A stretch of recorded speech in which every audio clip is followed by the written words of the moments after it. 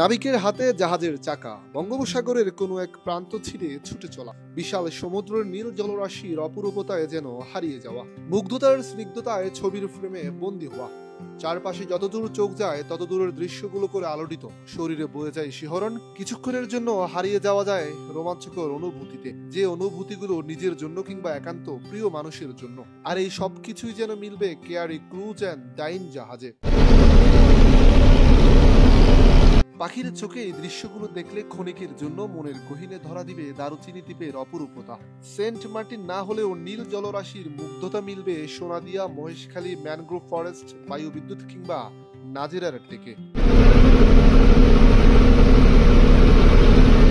যারা ভালোবাসে সমুদ্র তাদের জন্য এই সুযোগ যেন সুবর্ণ। জাহাজ ভ্রমণে উপভোগ হবে সমুদ্রের সৌন্দর্য, আর পর্যটকদের এই সৌন্দর্য উপভোগের জন্য কক্সবাজার, মহেশখালী, সোনাদিয়া দ্বীপ নৌ রুটে সমুদ্র বিহারে যুক্ত হয়েছে এই বিলাসবহুল জাহাজ। বুধবার কক্সবাজারের নুনিয়াছড়া BIWT ঘাট থেকে পর্যটক নিয়ে যাত্রা শুরু করে এই সমুদ্র জাহাজ। আপনারা আসুন, এই নৌবিহারকে উপভোগ করুন এবং এই সমুদ্র থেকে পুরা কক্সবাজারকে উপভোগ করলে সন্ধ্যার পরে এটা মনে হয় যে আমরা বিশ্বের অন্যতম একটা দেশে চলে এসেছি, সিঙ্গাপুরে চলে এসেছি। সবগুলো হচ্ছে মানসম্পন্ন এবং স্বাস্থ্যসম্মত খাবার জাহাজটা দেওয়াতে আমি পরিচালককে যথেষ্ট ধন্যবাদ দিচ্ছি। একদিনের সমুদ্র বিহারে মিলবে কত কি, জুড়িয়ে যাবে চোখ, দেখা মিলবে বাঁকখালী নদীর মোহনা, দেশের একমাত্র পাহাড়ি দ্বীপ মহেশখালী, আদিনাথ মন্দির, ম্যানগ্রোভ বন, সোনাদিয়ার উপকূল সহ নানা অপরূপতা। দিন শেষে স্থিরতায় দেখা মিলবে সূর্যাস্তের দৃশ্যটা। মোহনার বুক ছিঁড়ে সাগরের বুকে একটা রোমাঞ্চকর যাত্রা হতে পারে কেয়ারি ক্রুজ অ্যান্ড ডাইন।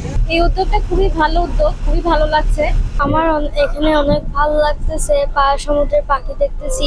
প্রতিদিন সকাল 10টায় জাহাজটি ছেড়ে যাবে সমুদ্র ভবনের উদ্দেশ্যে, ফিরে আসবে সমুদ্র বিহার শেষে সন্ধ্যা নামার আগে। পার লাউঞ্জে 1600, কোরাল এক্সক্লুসিভে 1300 টাকা করে দুপুরের খাওয়া সহ সারাদিনের এই সমুদ্র ভ্রমণটি উপভোগ করতে পারবেন পর্যটকরা। পর্যটন শিল্পের বিকাশে এই কেয়ারি ক্রুজ অ্যান্ড ডাইন যেন নতুন মাত্রা যুক্ত করবে, এমনটাই মত সংশ্লিষ্টদের। আমার এখানে পর্যাপ্ত পরিমাণে আপনার লাইফ বয়া এবং লাইফ জ্যাকেট আছে এবং লাইফ বোর্ডের ব্যবস্থা আছে।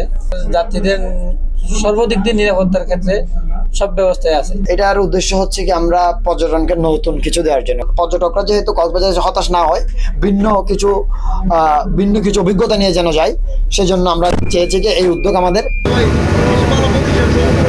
কক্সবাজার থেকে আরজ ফারুকের তথ্যচিত্রে ডেস্ক রিপোর্ট, কালের কণ্ঠ, চট্টগ্রাম।